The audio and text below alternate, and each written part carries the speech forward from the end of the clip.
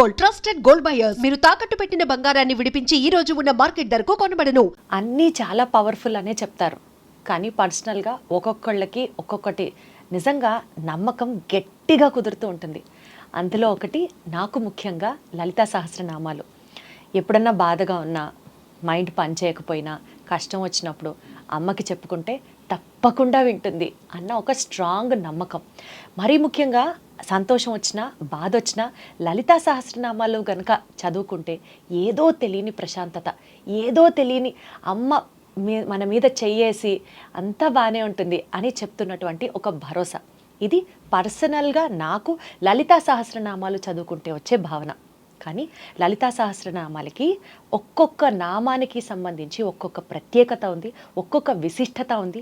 ఎన్నో health problems దగ్గర నుంచి మెంటల్ బ్లాక్స్ దాకా దాన్ని ప్రాపర్గా సాల్వ్ చేయగలిగినటువంటి ఎఫికసీ ఉంది లలితా సహస్రనామాలకి అని ఇప్పుడు కాదు, ఎప్పుడో మన పురాణాల నుంచి చెప్పబడిన మాట. వీటి గురించి మనతో మాట్లాడడానికి ఇవాళ మనతో ఉన్నారు స్పిరిచువల్ ఆస్ట్రో సైకాలజిస్ట్ డాక్టర్ శ్రీమతి పుండ్ల కల్పవల్లి గారు ఉన్నారు. ఆవిడతో కనెక్ట్ అవుదాం. అమ్మ నమస్తే. చెప్పరా, ఎలా ఉన్నారు? బాగున్నామ్మా. దేదీప్యమానంగా మాట్లాడేటువంటి దీప్తి నా ముందర కూర్చున్నప్పుడు ఇంకా నాకేంటి ఆనందమే. మరి ఇంకా నా డైలాగ్ అది. చక్కగా ఇంత గ్లోఫుల్గా గ్లోరియస్గా వెలుగుతున్నటువంటి మీరు నా ముందర కూర్చొని మాట్లాడుతుంటే అంత ఆ ప్లెజరు ప్రైడు నాది, నేను తీసుకోవాలి. అమ్మ, ఈరోజు లలితా సహస్రనామాలు నాకు ఎంతగానో ఇష్టం. ఈ సబ్జెక్టు లలితా సహస్రనామాలు గురించి మాట్లాడితే, అమ్మవారి గురించి మాట్లాడితే ఏదో ఒక తెలియని కనెక్షన్ లాగా అనిపిస్తూ ఉంటుంది. లలితా సహస్రనామం అంటుంటేనే ఎంత గూస్ బంప్స్ వచ్చేస్తుంటాయి. కారణం ఏంటి అని అంటే, నేను లలితా ఉపాసకురాలని, నేను శ్రీవిద్యోపాసకుని. కాబట్టి నాకు ఎవరైనా లలితా సహస్రనామం అని కానీ అమ్మవారి గురించి 2 మాటలు చెప్పండి అంటే ఎక్కడ నుంచో ఆనందం నాకు తెలియకుండానే వెళ్ళి విరుస్తూ ఉంటుంది. దానికి గల కారణం ఏమిటి అని అంటే, ఇందాక నువ్వు చెప్పేటటువంటి ఆ మాటల్లోనే అమ్మ ఎప్పుడు అమ్మే. మనం అనుకున్నట్టు మనల్ని కన్నా అమ్మ, ఆవిడ్ని కన్నా అమ్మ, ఆవిడ్ని కన్నా అమ్మ, అలాగా ఈ జగన్నే కనినటువంటి అమ్మ జగన్మాత అయింది ఆవిడ. ఇంకా ఎవరిని మనం అనడానికి వీల్లేదు ఆ మాట. ఇక ఏ దేవతకి లేదు అటువంటి పేరు. జగన్మాత అంటేనే లలితా పరమేశ్వరి. ఈ సృష్టికి మూల కారణమైనటువంటి ఆవిడ ఎవరైనా ఉన్నారు అంటే జగన్మాతే.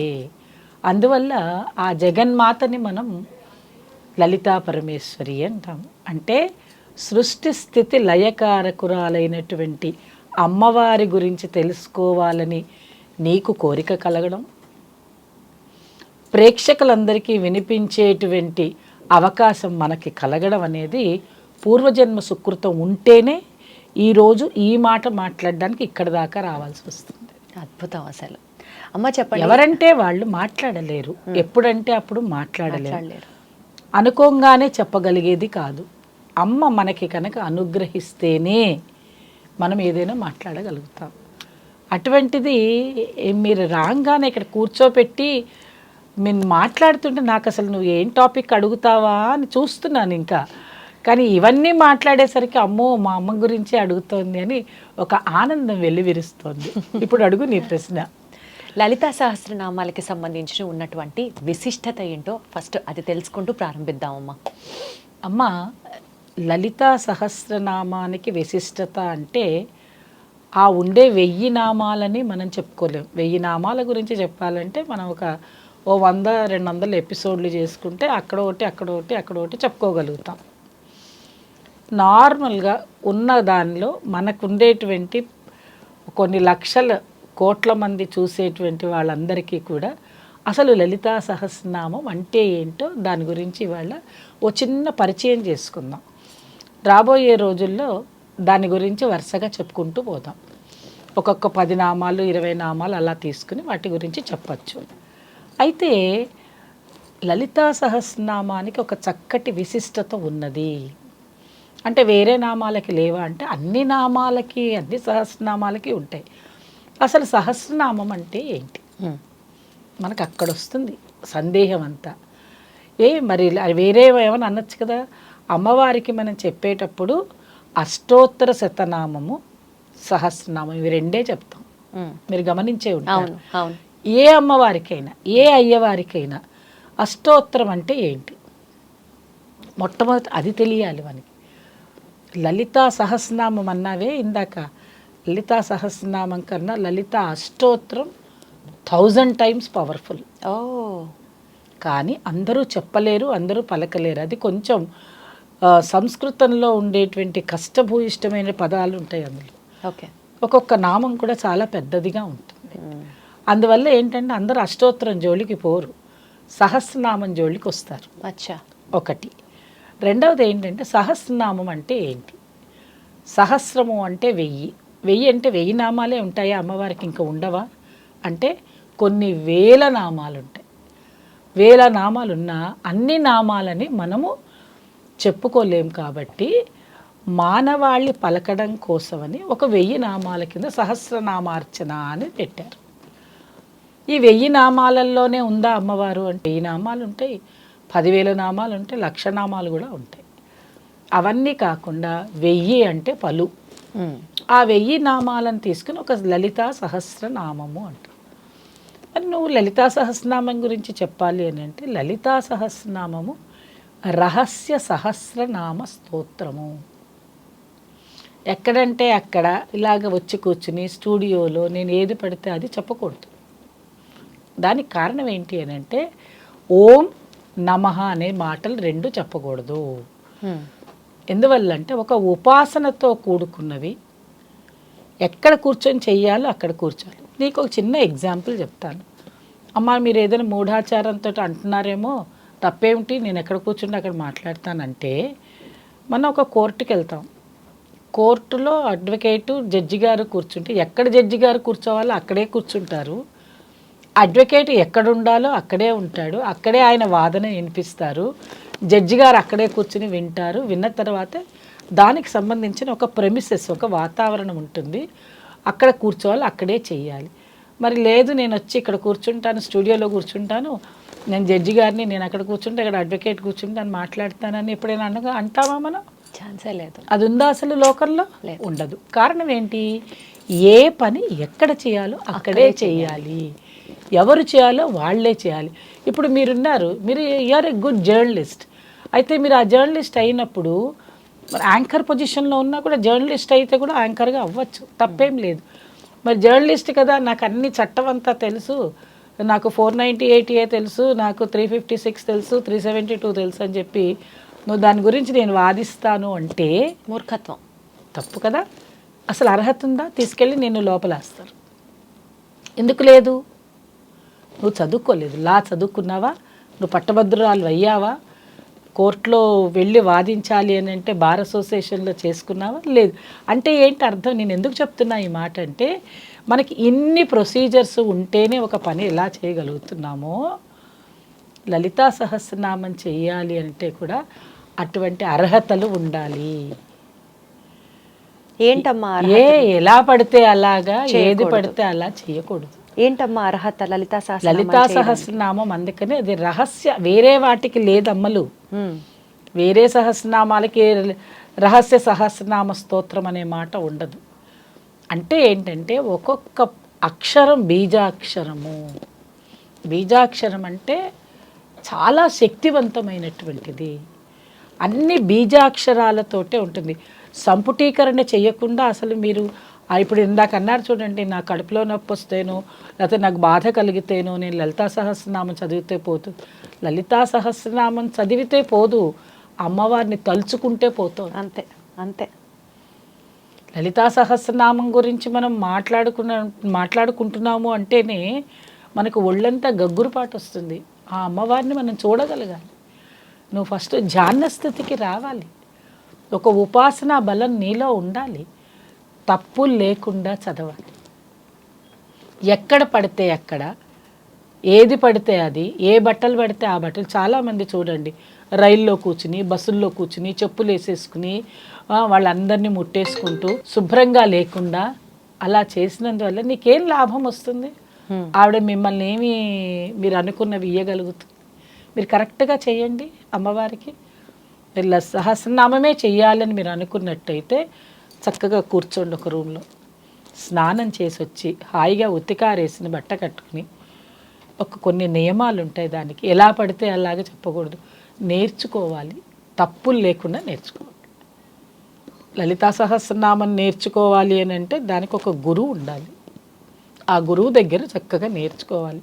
ఒక్కొక్క నామాన్ని శ్రీమాత శ్రీ మహారాజ్ఞి శ్రీమత్ సింహాసనేశ్వరి అనే పదాలు చక్కగా పలకగలగాలి.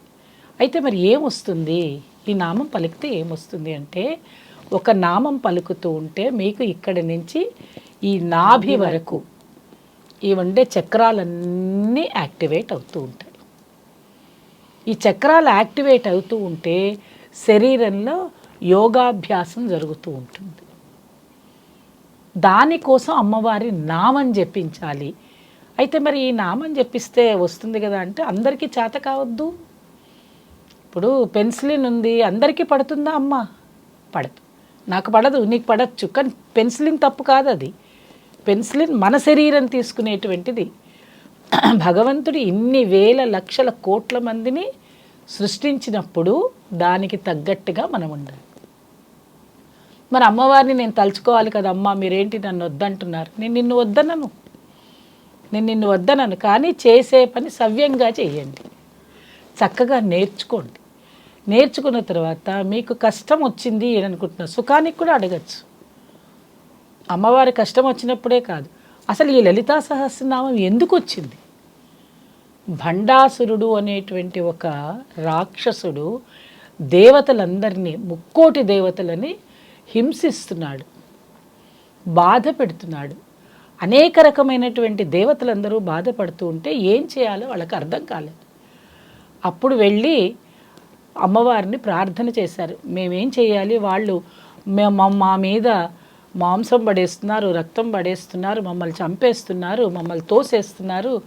మాకు ఏ యజ్ఞయాగాలు చేసేటువంటి వాళ్ళు మునులు, ఋషులు, దేవతలు అంటే అర్థం ఏంటంటే, అమ్మ ఒక్క మాట బాగా గుర్తుపెట్టుకోవాలి. మనకి వేదాలు శాస్త్రాలు అన్నీ వినండి, అన్నీ తెలుసుకోండి. ఎక్కడైనా కూడా ఏముంటుందమ్మా? పాపము పుణ్యము, మంచి చెడు, నెగటివ్ పాజిటివ్, చైతన్యవంతంగా ఉండడమే. ఇవన్నీ ఎక్కడ చూసినా ఇదే కదా. మరి మీరు మంచి పని చేయడం కోసం చెడుని పారద్రోలాలి. అందుకనే కదా మనకి ఎక్కడ చెప్పినా, ఏ దశావతారాల్లో ఎక్కడైనా చూడండి, ఏ అవతారంలో అయినా ధర్మ పరిరక్షణ కోసమే అవతారం అనేది వచ్చింది. అందువల్ల ఇక్కడ అమ్మవారిని వెళ్ళి వాళ్ళు ఏమడుగుతున్నారు? మాకు బాధ కలిగింది, మాకు బాధ కలుగుతోంది కాబట్టి మీరేమంటారు? మీ ఇంట్లో ఏదైనా ఇబ్బంది కలిగిందంటే వెంటనే వెళ్ళి అమ్మా అంటాం, అంతే. అమ్మ దగ్గరికి వెళ్ళి అమ్మ చూడమ్మా వాడు కొడుతున్నాడు అంటావు, అమ్మ చూడమ్మా ఆయన ఏవో అంటున్నాడు నన్ను అంటావు. మరి ఎవరికో చెప్పవే, అమ్మకే చెప్తావు. అమ్మకి చెప్తున్నావు అంటే అర్థం ఏంటంటే, అమ్మ నీ బాధ తెలుసుకుంటుంది, అమ్మ అర్థం చేసుకుంటుంది, పైగా అందులో నుంచి బయటికి తీస్తుంది.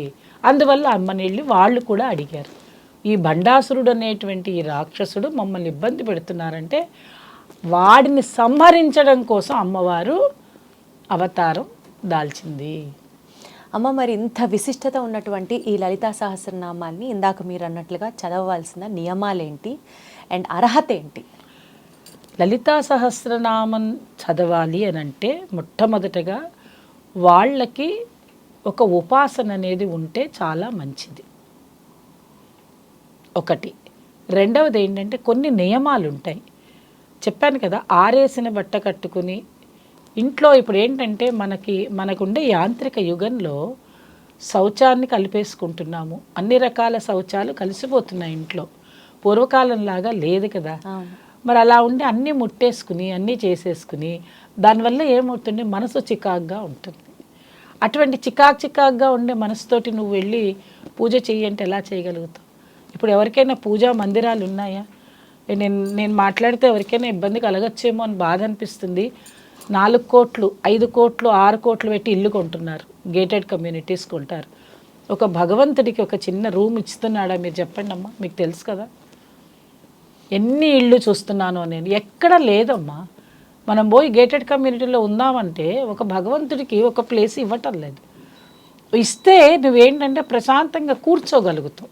కావాలని మా ఇంట్లో ఈ మధ్య నేను కొత్తగా కట్టించుకొని అక్కడికి వెళ్ళాం, ప్రత్యేకంగా పూజ గది అన్నది కేటాయించాలి. ఇప్పుడు ఎందుకంటున్నా, నేనేమి మళ్ళీ దానికి వితండవాదన వాదించవచ్చు, భగవంతుడు సర్వాంతర్యామి ఎక్కడైనా కూర్చోవచ్చు కదా. ఈ వితండవాదన అంతా కాసేపు పక్కన పెడదాం. మనం నువ్వు పడుకోవాలంటే ఎక్కడ పడుకుంటున్నావు ఒక మాట చెప్పు. బెడ్రూమ్ కదా, వెళ్తున్నాం కదా, దానికి సపరేట్గా పెట్టుకున్నావు. వంట చేయాలంటే కిచెన్ కాదా, టాయిలెట్ వెళ్ళాలంటే దానికి సపరేట్ వాష్రూమ్ పెట్టుకుంటున్నావు కదా. ఎక్కడ పడితే అక్కడ చెయ్యవే, నీళ్ళే మళ్ళీ. మరి ఇన్ని రకాల ఫెసిలిటీస్ నువ్వు, టీవీ కావాలంటే టీవీ ఎక్కడ పెట్టుకుని, వంటింట్లో పెట్టుకో, టీవీ చూస్తావా, చూడు. టీవీ కోసం ఒక రూమ్ కేటాయించుకుంటున్నావు. మరి అలాంటప్పుడు భగవంతుడికి ఒక రూమ్ ఎందుకు కేటాయించుకోరు మీరు? కరెక్ట్. ఒక రూమ్ ఎందుకు అడుగుతున్నామంటే బెడ్రూమ్ లాగానే, చిల్డ్రన్ బెడ్రూమ్ లాగానే ఒక బెడ్రూమ్, చిన్న బెడ్రూమ్ ఇవ్వండి. 5x5, 7x5, 10x2 ఏదో ఒకటి చక్కగా ఒకటి ఇస్తే అక్కడ కూర్చుని హాయిగా స్నానం చేసి తెల్లవారుజామున సూర్యోదయానికంటే ముందే నిద్ర లేవాలి, లేచి కాలకృత్యాలు తీర్చుకుని అమ్మవారి దగ్గర చక్కగా వెళ్ళి స్నానం అంతా చేసుకుని వెళ్ళి ఫోటో పెట్టుకుని, మీరేమి యంత్రాలు తంత్రాలు పెట్టుకోమని నేను చెప్పటం లేదు. ఇవన్నీ చేయాలంటే చాలా పెద్ద పని. ఫోటోనే పెట్టుకోండి. అంటే ఎల్కేజీలో ఉన్న వాళ్ళ సంగతి చెప్తున్నా. అంటే మొట్టమొదట స్టార్ట్ చేసే వాళ్ళకి ఆ ఫోటో దగ్గర కూర్చోండి. ఫస్ట్ ధ్యానం చేయండి. ధ్యానం చేయడం అలవాటు అవుతే కానీ లలిత చదవలేరు. లలితా సహస్రనామం చేయాలి అంటే ధ్యానం చేయాలి. ఆ ధ్యానం చేసిన తర్వాత మీకేమవుతుందమ్మా అనొచ్చు, కాన్సన్ట్రేషన్ లెవెల్స్ పెరుగుతాయి. ధ్యాన స్థితిలో కాన్సన్ట్రేషన్ పెరిగింది అని అంటే రోజుకి 4 నామాలే చదవండి. మొత్తం సహస్రనామం మీరు విన్నారో లేదు, ఎక్కడైనా కూర్చొని చూడండి, పారాయణలకు వెళ్ళండి. ఒక ఫాస్ట్ ట్రైన్ కూడా అంత ఫాస్ట్గా వెళ్ళదు. చక్కగా కూర్చొని చదవాలి అంటే ఒక్కొక్క నామం విడమర్చి చదవాలి. ఆ విడమర్చి చదువుకున్న తర్వాత మీకు ఏమవుతుంది, బీజాక్షరం సంపుటీకరణ అవుతుంది.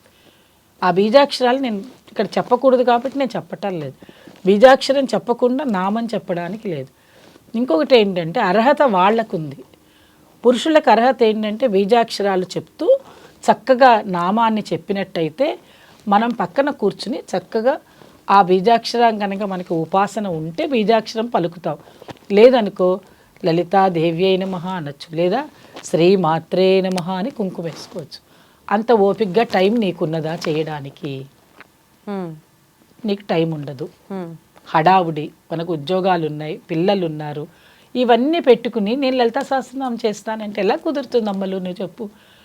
అంటే ఇలా చెప్తే కోపం వస్తుంది, ఎందుకంటే వాళ్ళకి నచ్చటం లేదు.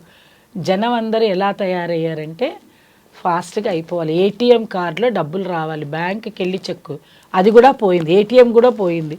ఒక ఫోన్ ఉంది కదా, దానిలో టిక్ అని కొట్టంగానే అయిపోతుంది. మీకు పుణ్యం కూడా అలాగే రావాలంటున్నారు కదా.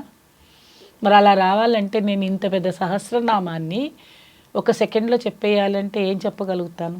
మరి ఎట్లా దానికి సొల్యూషన్? అది అందువల్ల ఏంటంటే లలితా సహస్రనామం చాలా చాలా చాలా చాలా పవర్ఫుల్. ఎంత విశిష్టమైనటువంటిదంటే అంత విశిష్టమైనటువంటిది. అది తలుచుకుంటే పని కాదు అని మాట లేదు, ఎటువంటి పని అయినా. ఇంకా మీరు వేరే ఏమీ చదవని అవసరం లేదు. ఒక్కటి దానిలో మీకు ఒక్కొక్క నామాన్ని కనుక విడమరుస్తూ చెప్పాలంటే మనకి ఎన్ని రోజులైనా సరిపోదు. అయితే దానిలో ముఖ్యమైనటువంటి విషయాలు ఒక్కొక్క దానిలో ఒక్కొక్కటి వస్తుంది. మనకేంటి ఆరోగ్యం కోసం లలితా సహస్రనామం. మీకు ఒక చిన్న ఎగ్జాంపుల్ కూడా చెప్పాలి. ఎవరికైనా హార్ట్ ప్రాబ్లం ఉండి హాస్పిటల్స్లో ఉండి అలా ఉన్న వాళ్ళకి ఒక నామం ఉంటుంది, అనాహతాబ్జ నిలయ శ్యామాభావదనద్వయ అది అని మనకి దానికి ఒక నామం ఉంది. అది కనుక 1000 సార్లు కనుక మనం పారాయణ చేస్తే ఆ హార్ట్ ప్రాబ్లం ఉన్న వాళ్ళకి తగ్గిపోతుంది.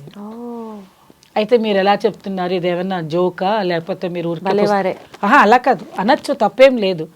కారణం ఏంటంటే నేను పర్సనల్ ఎక్స్పీరియన్స్ కాకుండా ఎవరికి ఏది చెప్పను. మా నాన్నగారు హాస్పిటల్లో ఉంటే నేను వాకిట్లో కూర్చుని గుమ్మం ముందు కూర్చుని ఆయన ఐసీయూలో పెట్టిన తర్వాత వాళ్ళ డాక్టర్స్ కూడా ఏమీ చేయలేదండి. మా నాన్నగారిని ముట్టుకొని కూడా ముట్టుకోవాలి, అలా పడుకున్నారు ఆయన అంతే. హార్ట్ ప్రాబ్లం అమ్మ ఆయనకి వెంటుంది అన్నారు. సరే వెంటిలేటర్ పెట్టాలంటే అవకాశంగా లేదు, పెడతా ఉన్నారు. ఈ లోపల మేము ఆయనని అడ్మిట్ చేసాం, రాత్రి 8:30 నుంచి అడ్మిట్ చేసాం. చేశాక డాక్టర్స్ వస్తున్నారు, చూస్తున్నారు, చేస్తున్నారు. వాకిట్లో కూర్చుని ఇదే నామాన్ని లక్షలు చేశాను. 4 days చేశాను. ఇంటికి కూడా పోలేదు, అన్నం తినలేదు, ఏం లేదు. ఒక్క తప్పదు కాబట్టి, ఇది వెళ్ళాలి కాబట్టి, వెళ్ళాలంటే స్నానం చేయాల్సి వస్తుంది. అందుకని 6 hours to 12 hours ఆపుకుని ఇది చేశాక బాత్రూంలోకి వెళ్ళి స్నానం చేసి వచ్చి మళ్ళీ కూర్చున్నాను. అలా చేశాక మా నాన్నగారు 5 years చక్కగా ఉన్నారు. డాక్టర్స్ అడిగారు కూడా, మేమంతా ఇంతసేపు అనుకున్నాం కదా ఇది చెయ్యలేదేంటి అని. మా నాన్నగారు కూడా చాలా సుందరకాండ పారాయణం చాలా గట్టిగా చేస్తారండి. ఆయన చాలా ఆనందంగా హ్యాపీగా, తర్వాత ఏమో ఒక స్టంట్ వేయాలన్నారు, స్టంట్ వేశారు, హ్యాపీగా ఇంటికి వచ్చారు. 5 years బాగున్నారు. 5 years తర్వాత అంతే ఉంది ఆయనకి ఆయుష్యం తెలుసు. 5 years తర్వాత పొద్దున వచ్చారు, 1/2 hourలో వెళ్ళిపోయారు అంతే. డాక్టర్ దగ్గరికి వెళ్ళి తర్వాత ఆయనకి కావాల్సిన అవయవాలు వాళ్ళు తీసుకున్నారు.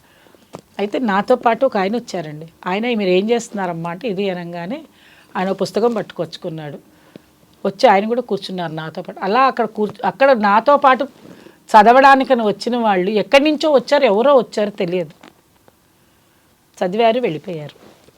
ఆ అమ్మవారు అలా పంపిస్తుంది. ఈ యొక్క నామానికి అంత పెద్ద ఇది ఉన్నది. అమ్మ, ఒక్కో నామానికి మన లైఫ్లో ఉన్న ఒక్కొక్క ప్రాబ్లంకి సంబంధించిన నామం ఉంటుందా? అన్నిటికీ అన్ని నామాలు ఉన్నాయి. ఇంకొకటి ఏంటి అంటే, మనం స్త్రీ జాతి చెప్పుకోవాల్సింది ఏంటి అంటే, మీకు అసలు లలితా సహస్రనామం చెప్పాలంటే చెప్పాను కదా, ఒక ఎపిసోడ్లో 10 నిమిషాలలో యూట్యూబ్లో చెప్పేవి కాదు.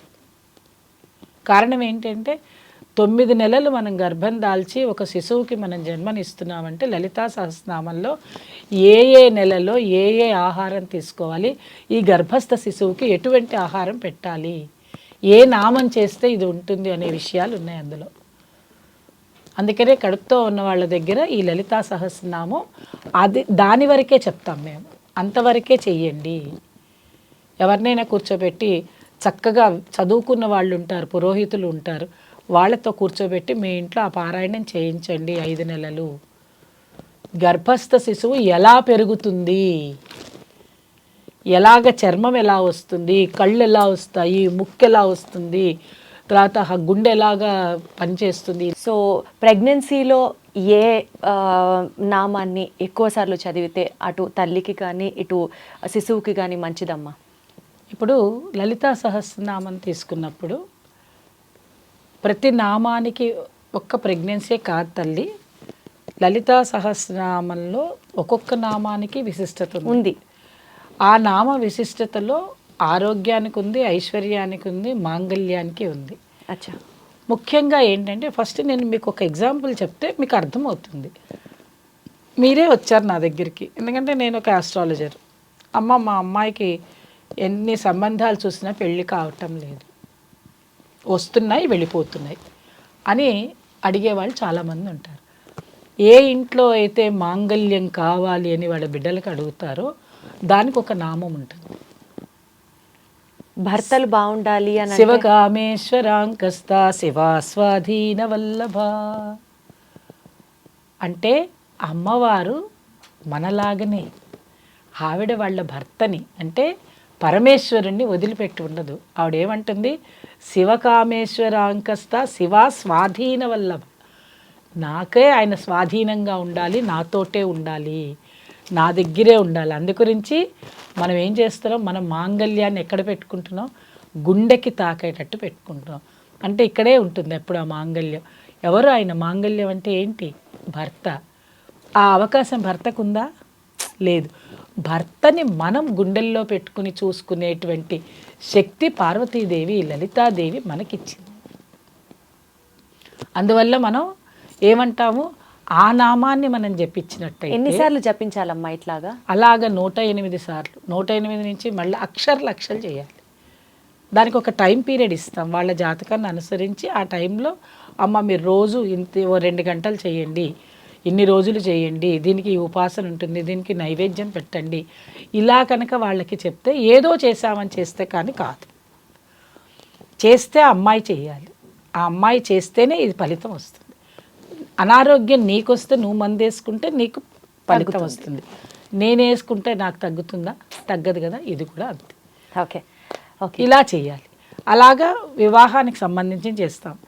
ఆ తర్వాత ఇంకా వేరే ఏదైనా అనారోగ్యాలు ఉన్నాయి, పిల్లలు బాగా చదువుకోవాలి, వృద్ధిలోకి రావాలి, చదువుకోవాలి పిల్లలు, వాళ్ళకి మేము జాతకం చూసిన తర్వాత పంచమ స్థానం ఎలా ఉందో చూస్తాం. చదువు అంటే సంతానం ఎలా ఉంది, వాళ్ళకి పూర్వజన్మ పుణ్యం ఎలా ఉంది, ఇవన్నీ చూస్తాం. చూసిన తర్వాత వాళ్ళకి వెంటనే ఏం చెప్తాం, లలితా సహస్రనామం చెయ్యమని చెప్పం. ఎందువల్ల అంటే వాళ్ళకి జ్ఞానసిద్ధి కావాలి అనగానే ఆ పిల్లవాడు కూర్చొని చెయ్యలేడు. అవును. అందువల్ల ఏం చెప్తామంటే ఆ పిల్లవాడికి హనుమాన్ చాలీసా చదవమని చెప్తాం. వెంటనే లలితా సహస్రనామంలోకి వెళ్ళిపోం. కానీ ఆ ఇంట్లో వాళ్ళ అమ్మని లలితా సహస్రనామం చెయ్యమంట. అంతేగా. ఆ పిల్లవాడికి చెప్పాం. ఇప్పుడు నేను ముందు చెప్పినట్టుగా ఆ అబ్బాయే చెయ్యాలి అంటే ఆ అబ్బాయికి ఏమొస్తుంది? కుదరకపోవచ్చు, చదువుకోవాలి, స్కూళ్ళకి కాలేజీలకి వెళ్ళాలి. అందుకని ఇంట్లో అమ్మ మాత్రం ఏం చేయాలంటే అందరూ రక్షగా ఉండాలి అని అనుకున్నప్పుడు శుక్రవారం కానీ మంగళవారం కానీ ఆవిడకి రోజు టైం కుదరకపోతే ఒక్కసారన్నా సరే రోజు ఒక్కసారి చదవగలిగే స్థితి ఆవిడకి ఉన్నది అంటే పొద్దున్న లేచి 1 గంట దానికి కేటాయించుకోవాలి. కుదరదు వారానికి 1 రోజు, శుక్రవారం పూట, శుక్రవారం వీలైంది అనుకోండి శుక్రవారం, గురువారం వీలైందా గురువారం, ఏ వారం అయినా సరే, ఆదివారం వీలైందా ఆదివారం, అమ్మవారిని హాయిగా కూర్చుని ప్రశాంతంగా ఒక పుస్తకం చేతిలో పట్టుకోండి. పుస్తకం లేకుండా చదవద్దు. ఎన్నో యూట్యూబ్స్లో మనకి చాగంటి వారు కానీ ఇంకొకళ్ళు కానీ పెద్దవాళ్ళు ఎవరైనా చెప్పినటువంటి విషయాలు ఉన్నాయి. నామాన్ని చక్కగా పలికే విధానం తెలుసుకోండి. అంతగా వాళ్ళకి ఎవరికంటే వీలైతే మనమే ఒకసారి నామాన్ని ఎలా చదవాలో అనేది మనం నేర్పిద్దాం. అది కూడా ఇబ్బంది ఏం లేదు, మన ఛానల్ ద్వారా కూడా వెళ్ళొచ్చు. వాళ్ళకి ఏమిటి అని అంటే అది చదవడం నేర్చుకోవాలి. నేర్చుకున్న తర్వాత తల్లికి తెలిసిందనుకోండి, వాళ్ళ అమ్మాయి కడుపుతో ఉన్నది అనగానే కూర్చోపెట్టి చదువుతుంది. తను చదువుతుంది, అలాగే వాళ్ళ ఇంట్లో పురోహితుడు లేదా వాళ్ళ నాన్నగారు చదివే వాళ్ళు ఉన్నారనుకోండి, వాళ్ళు చదివితే ఇంకాస్త ఎఫెక్ట్గా. అసలు ఏది ఎఫెక్టివ్ అమ్మ? మనం చదివితే దాని ఫలితం ఎక్కువ వస్తుందా, లేదా లలితా సహస్రనామాల్ని గబుక్కున ఇప్పుడు నాకు చదవడం రాలేదు, యూట్యూబ్లో పెట్టుకొని విన్నాను అనుకోండి అమ్మ, ఎంఎస్ సుబ్బలక్ష్మి చదవడం కన్నా వినడానిలో చాలా పవర్ ఉంటుంది. సో వింటేనే మంచిది. చాలా ఎంత పవర్ ఉంటుందంటే ఏదైనా ఒక మాట చెప్పామనుకోండి, దీని నుంచి వెళ్ళింది అనగానే ఇక్కడి నుంచి వెళ్ళంగానే మనం ఇక్కడి నుంచి అమ్మవారికి కనిపిస్తుంది. మనం వింటూ రోజువారు మన పని చేసుకుంటూ ఉండొచ్చా? అసలు చెయ్యవలసిందే అట్లా. వంట చేస్తారు కదా మీరు ఇంట్లో, మీ పిల్లలకి వంట చేస్తారు కదా, పొద్దున్నే నిద్ర లేచి స్నానం చేసి వంట చేయండి. ముఖ్యంగా నిద్ర లేవగానే మన స్నానపాదాలు అయిపోగానే భగవంతుడికి ఒక రూమో లేకపోతే మీ అవకాశాన్ని తగ్గట్టుగా అక్కడ చక్కగా ఒక పుష్పాన్ని పెట్టండి మనసుతోటి, ఇంకేం అక్కర్లేదు. మీ వారు పూజ చేసుకునేటట్టయితే చక్కగా ఆయనకు ఒక దీపారాధన రెడీ చేసి పెట్టండి. చక్కగా దీపంలో 3 ఒత్తులు వేయండి. వేసి వీలైతే ఇంత ఆవు నెయ్యి వేసి ఆయన కోసం రెడీగా పెట్టండి. అక్కడ ఇన్ని పుష్పాలు కూడా తెచ్చి అక్కడ పెట్టండి. ఆయన సంధ్యావందనం చేసుకునే అవకాశం గల వాళ్ళైతే సంధ్యావందనం చేసుకుంటారు, లేని వాళ్ళైతే ఏదో ఒక నామం చేసుకుంటారు. ఏది రాదు అనుకున్నారంటే వాళ్ళ అమ్మ పేరు తలుచుకోమనండి 11 సార్లు, లేదు ఓం నమ శివాయ చేయమనండి. అది కూడా చెయ్యలేము అంటే వాళ్ళ ఆవిడ పేరు తలవమనండి. ఏదో ఒక పేరు అయితే తలవస్తారు. వాళ్ళ ఆవిడ కూడా కాదు, వాళ్ళ అమ్మాయి పేరు చదవమంటే వాళ్ళ బాస్ పేరు చదవమనండి. ఎవరో ఒకళ్ళు నామం చదివితే ఏమవుతుందంటే ఇక్కడ వెలుగుతూ ఉంటుంది. ఆటోమేటిక్గా వాళ్ళే చేసేస్తారు. మొదట్లో చెయ్యమంటారు, తర్వాత వాళ్ళే ఏంటి ఇక్కడ ఏం పెట్టలేదేంటి, రెడీ చేయలేదేంటి అని అడుగుతారు. దీనికి కులం లేదు, మతం లేదు, జాతి లేదు, ఏమీ లేదు. చేయవలసింది ఏంటంటే భగవంతుడు అనే మనసులో అనుకోవడం, మనం పూజ చేసుకోవడం. ఆర్భాటాలు వద్దు, ఆర్భాటంతో చెయ్యమని ఏ శాస్త్రంలో చెప్పలేదు. ఎందుకు చెప్తామంటే ఒక డ్రెస్ కోడ్ ఉండాలి కాబట్టి. మీరు అలవాటు చేసుకుంటేనే, స్కూల్కి వెళ్ళాలంటే స్కూల్ డ్రెస్, కాలేజీకి వెళ్ళాలంటే ఒకప్పుడు మనకి కాలేజీ డ్రెస్, లేదు మనం ఉద్యోగం చేసే చోట ఉద్యోగం డ్రెస్సు, ఒక అడ్వకేట్ అయితే ఒక అడ్వకేట్ డ్రెస్సు, పోలీస్ అయితే పోలీస్ డ్రెస్ ఎట్లా వేసుకుంటున్నావు? అమ్మ మీరంటే ఇట్లా ఒక డ్రెస్ అని స్పెసిఫిక్గా చెప్తున్నారు. ఇందాక మీరు మాట్లాడుతూ లలితా సహస్రనామాలు చేయాలంటే ఉతికిన బట్ట వేసుకోండి అని చెప్పారు. ఇప్పుడు మీరు డ్రెస్ ప్రస్తావన తీసుకొచ్చారు కాబట్టి అడుగుతున్నాను. ఎక్కడైతే ఒక చోట లలితా సహస్రనామాలు నేర్పిస్తున్నారో ఆ గురుముఖంగా నేర్చుకునే సందర్భంలో వాళ్ళు ప్రత్యేకంగా చెప్పింది ఏంటంటే స్నానం చేసి ఏదన్నా వేసుకోండి, నైటీ వేసుకొని మాత్రం లలితా సహస్రనామాలు చెయ్యొద్దు అన్నారు. నాకు అర్థం కాలేదు, దానికి ఏమిటి సంబంధం? ఉతికిన బట్ట ఉంటే చాలు కదా. అసలు ఒక విషయం తెలియట్లేదు దీప్తి, ఈ మధ్య ఇదొక పిచ్చి ఏర్పడింది. ఏమండి, ఎవరి పర్సనల్ బట్టలు వాళ్ళని మనం ఈ వేలెత్తి చూపించకూడదు. ఆడవాళ్ళని కించపరిచే మాటలు నాకు నచ్చవు. వాళ్ళు నైటీయే వేసుకుంటారో ఇంకేమైనా వేసుకుంటారో, అసలు ఆ మాట ఎందుకు అనాలి? అందుకే నేను చెప్తున్నా, నేను చాలా సున్నితంగా చెప్తున్నాను, ఆ మాట వద్దు, మనం అనొద్దు వాళ్ళని ఎవరిని. ఒక డ్రెస్ కోడ్ పెట్టుకోండి, మీరే పెట్టుకోండి. భగవంతుడి దగ్గర ఎలా ఉండాలి అని అంటే నేను అదే చెప్తున్నా. ఒక జడ్జి గారి ముందు అడ్వకేట్ ఎలా ఉండాలి చెప్పండి, అలా ఉండండి. ఒక రక్షణాధికారి, ఒక పోలీసు ఉన్నాడు, పోలీస్ లాగే వెళ్తున్నాడుగా. ఎవరికి దగ్గరికి వెళ్ళాలో వాళ్ళకి ఆ డ్రెస్ ఉంది కదా. విమానం నడిపేవాడికి విమానం డ్రెస్సు, రైలు నడిపేవాడికి రైలు డ్రెస్సులు ఎట్లా ఉంటాయి, ప్రతి వాళ్ళకి ఒక డ్రెస్ కోడ్ అయితే ఉంది. ఆ డ్రెస్ కోడ్ ఉన్నట్టే పూజ చేసుకోవడానికి ఒక డ్రెస్ కోడ్ పెట్టుకోండి. ఎందువల్ల చెప్తున్నాను ఈ మాట అంటే, మీరు అడిగిన దానిలోనే జవాబు ఇందులోనే వస్తుంది.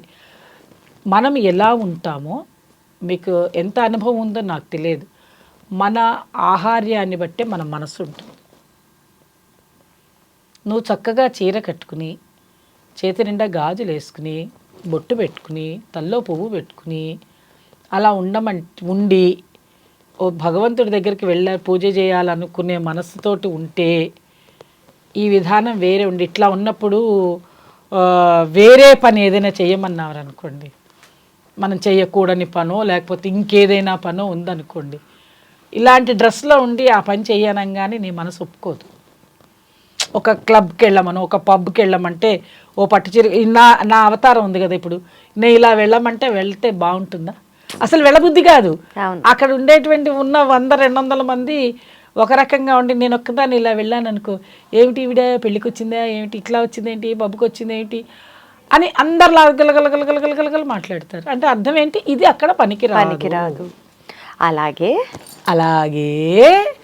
భగవంతుడి దగ్గర మనం ఏదైనా పూజ చేసుకోవాలనుకున్నాము, పూజ చేసుకోవాలన్నప్పుడు పూజకు తగ్గ వస్త్రం కట్టుకుందాం. రాత్రి పడుకునే ముందు మనకి ఎలా ఉండాలి, కంఫర్టబుల్ లివింగ్ ఉంటుంది. పడుకోవాలన్నప్పుడు చాలామందికి ఏంటంటే హాయిగా స్నానం చేసేసి వచ్చి హ్యాపీగా ఏదో ఒక వస్త్రం వేసుకొని అలా పడుకుంటే బాగుంటుంది అనుకునే వాళ్ళు కొంతమంది ఉంటుంది. ఇంట్లో వంట చేసేటప్పుడు, పనులు చేసేటప్పుడు పాపం చీరలు సవరించుకోలేని వాళ్ళు, కొత్తగా చీరలు కట్టుకునే వాళ్ళు, రెండవది చీరలు పాడైపోతాయి అనుకునేవాళ్ళు, ఇలా ఏదో వాళ్ళ పర్సనల్స్ అండి అవి, వాళ్ళ ఇష్టం. వాళ్ళని మనం అనకూడదు. వాళ్ళు వేసుకునే బట్టలు వాళ్ళ ఇష్టము, ఎవరిని మనం అనకూడదు. వాళ్ళ కంఫర్ట్స్ మీకేం తెలుసండి. కొంతమందికి బ్లౌజ్ వెనకాల మొత్తం ఖాళీ కావాలనుకుంటారు, ఆవిడకి ఏదో నొప్పి ఉండొచ్చు, అలా ఆలోచించండి. అంతేగాని ఆవిడ ఇప్పుకో తిరిగిందని మనం అనకూడదు, పొరపాటు అది. అలాగే దేవుడి దగ్గర ఇప్పుడు మీరు అడిగారు, ఒక గురువు దగ్గరికి వెళ్తున్నా, గురువు అంటే ఎవరు? అమ్మవారేగా. నా గురువు ఎవరు నన్ను అడుగుతారనుకోండి, నాకు లలితా పరమేశ్వరే గురువు.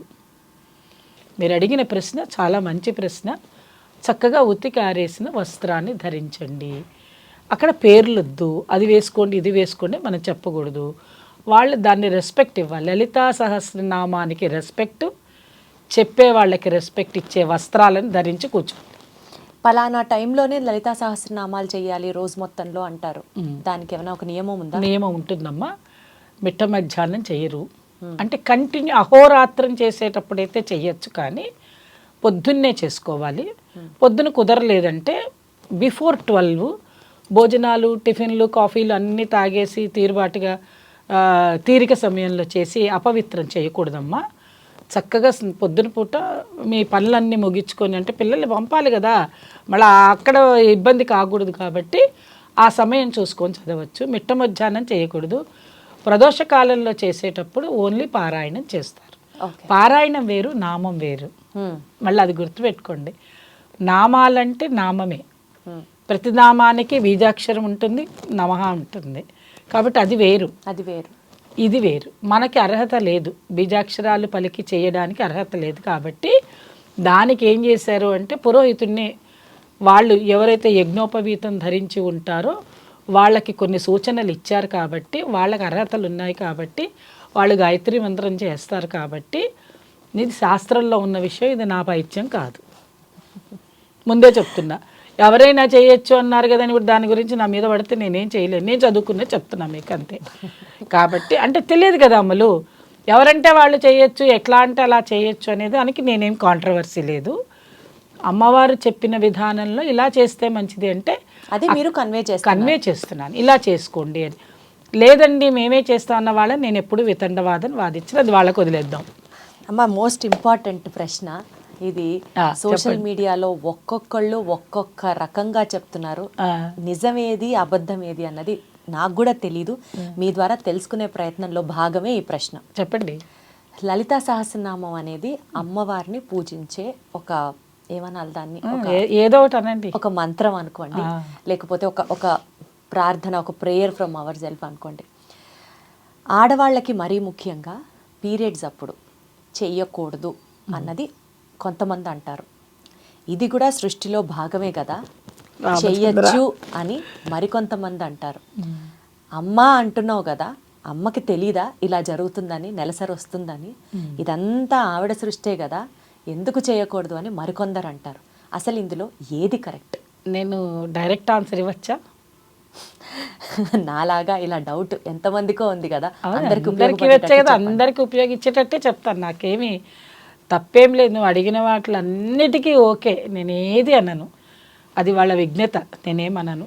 ఒకటి, మానవ సృష్టిలో మనం ఏ పని చేసినా అంతా భగవంతుడి యొక్క ఆజ్ఞతోటే జరుగుతుంది.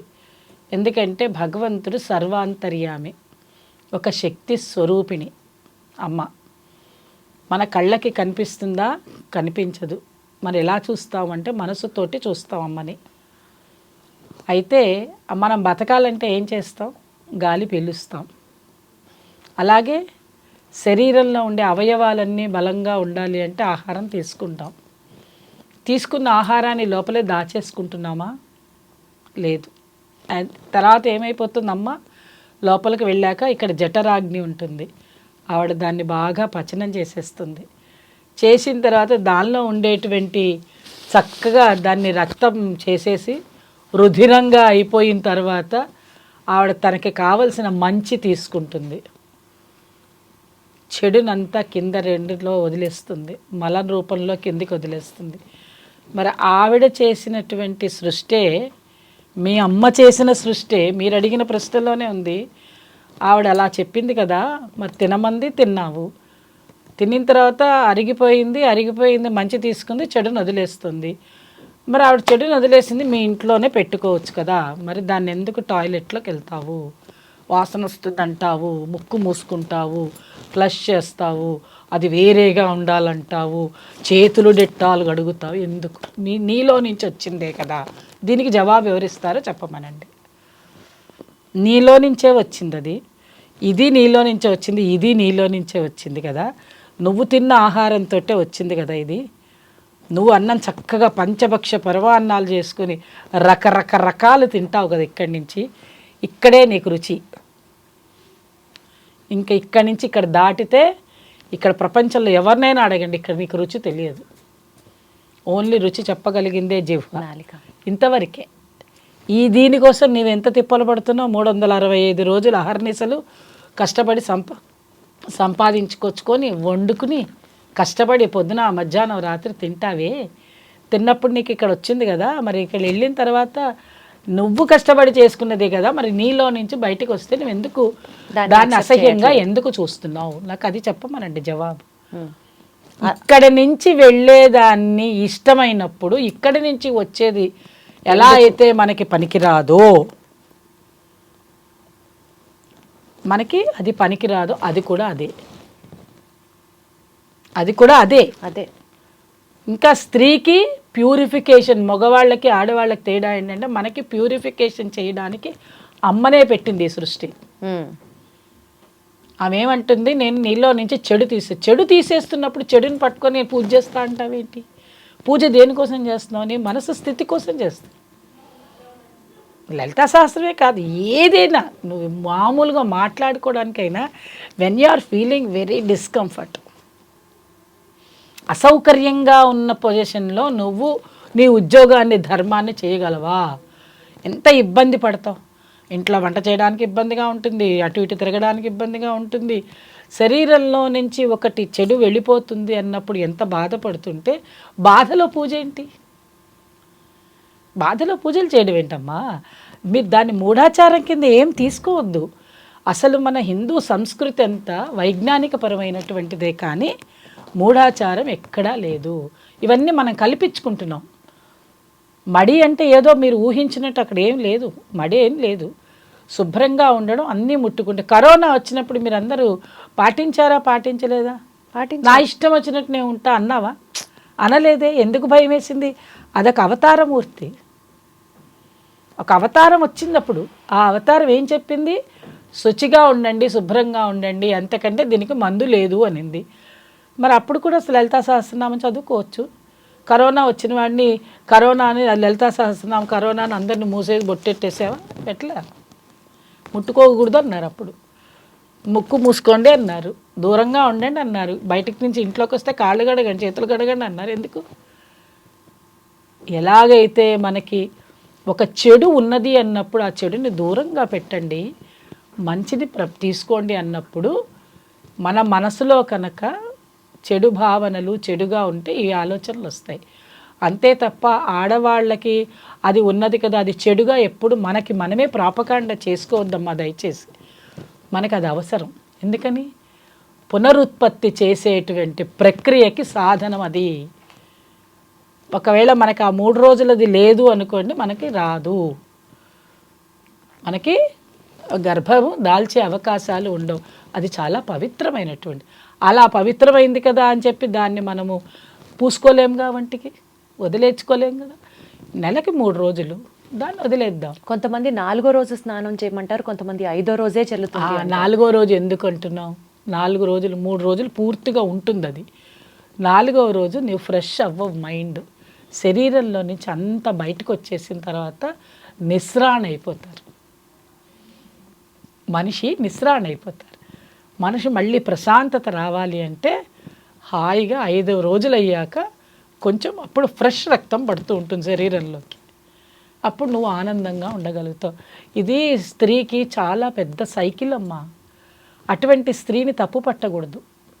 మనకి మనమే తప్పు చెప్పుకుంటున్నాం, మనకి మనమే బాధపడుతున్నాం. 4 రోజులు హాయిగా రెస్ట్ తీసుకుంటాం, 5వ రోజు ప్రశాంతంగా పూజ చేసుకుంటాం. నేను ఆ రోజే అన్నీ చేస్తానంటే ఎలాగా? మిగతా పనులు ఏవి చెయ్యంగా, మనం చెయ్యకూడదు. ఇంకా మీరైతే లలితా సహస్రనామం దాకే వచ్చారు. కొంతమంది మా దగ్గరికి వచ్చి అడుగుతారు, మాకు సంసార సుఖం కూడా అప్పుడే కాబట్టి. Is it possible for them being a lady? No. దానివల్ల ఎన్నో అనారోగ్యాలు ఉన్నాయి. అవి doctors will also they won't suggest. అలాంటి పరిస్థితుల్లో మనం ఉన్నాం కాబట్టి దాన్ని తప్పు పట్టకుండా ఆడవాళ్ళు మనకి మనమే కించపరచుకోకుండా, ఇందాక నేను చెప్పిన ఆ డ్రెస్ కోడ్స్ గురించి కూడా ఏది పడితే అది మనం మాట్లాడకుండా, ఈ పీరియడ్స్ అనే దాని గురించి కూడా ఏదో తప్పు పట్టుకొని అదేదో పెద్ద సిన్ అయినట్టు అలా కాకుండా హాయిగా 4 రోజులు ప్రశాంతమైన జీవితాన్ని అనుభవించి 5వ రోజు నుంచి మనకి ఇష్టమైన పూజ చేసుకుందాం. దానికి ఏం తప్పు లేదు. అంతే తప్ప ఆ రోజే నేను చేస్తాను అంటే అది మీ విజ్ఞత. ఇంతకంటే వేరే నేను ఇంత విడమర్చి చెప్పిన తర్వాత కూడా నేను అలాగే చేస్తాను అంటే అది వాళ్ళ విజ్ఞత. కవనా దీప్తి చెప్పు. అంతకంటే ఏం లేదు. కానీ scientific reasons are there to avoid on that day. Even ఆ 4 days 5 days చక్కగా అవాయిడ్ చేసి హ్యాపీగా చేసుకోండి. రైట్ అమ్మా. లలితా సహస్రనామాలు ఎలా చేయాలి, వాటి విశిష్టత, అండ్ ఎవరెవరికి ఏ నామాన్ని లక్షల సార్లు చెప్పుకుంటే మంచిది, అన్ని వివరాలు విషయాలు చాలా అర్థమయ్యేటట్టుగా చెప్పారు. ధన్యవాదములు.